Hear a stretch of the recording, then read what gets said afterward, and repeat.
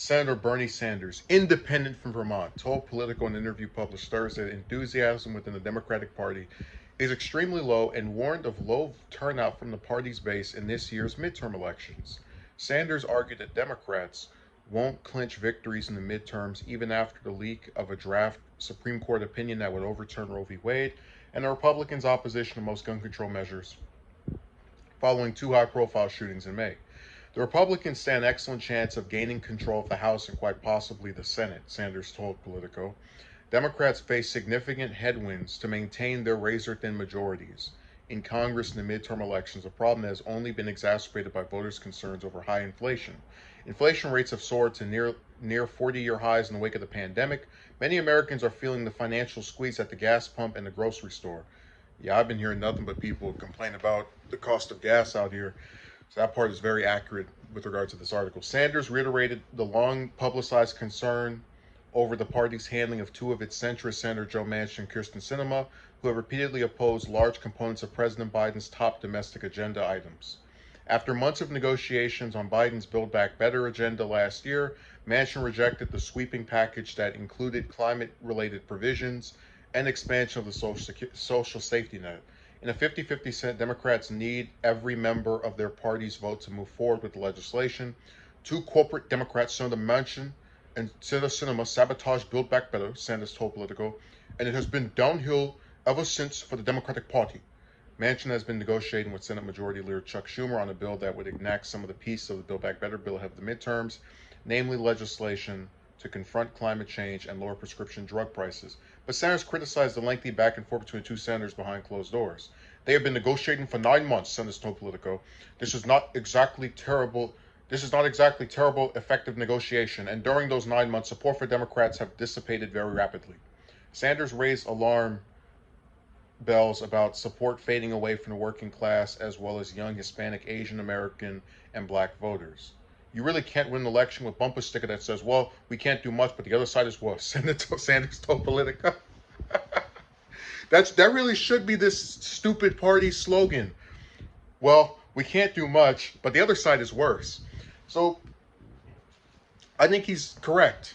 And I've mentioned this before. Anytime you have a 50-50 Senate where it's split down the middle, or even if it's a bare majority like 52, 53, 54, you're always running the risk that the other party is going to take control with that upcoming election, because on average you'll get several seats to flip. The only way Democrats could feasibly not worry every single 2 years about losing the Senate, which I don't believe they're going to have the Senate. If they keep it this time, they're going to lose it either in 24 or in 26, one of those two. Regardless, even if I think statistically it's going to, likely happen, because we saw this with Obama where he had the Senate and the House for 2 years and he lost the House.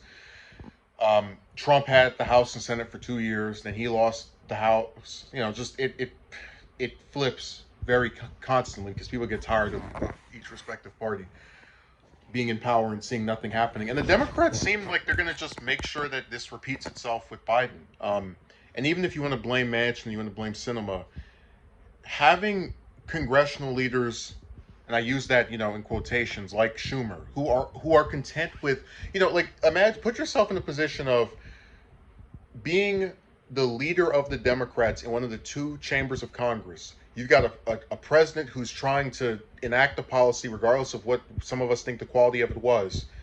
And then he's getting stifled not by all these Republicans who just don't want to do anything, by members of his own party.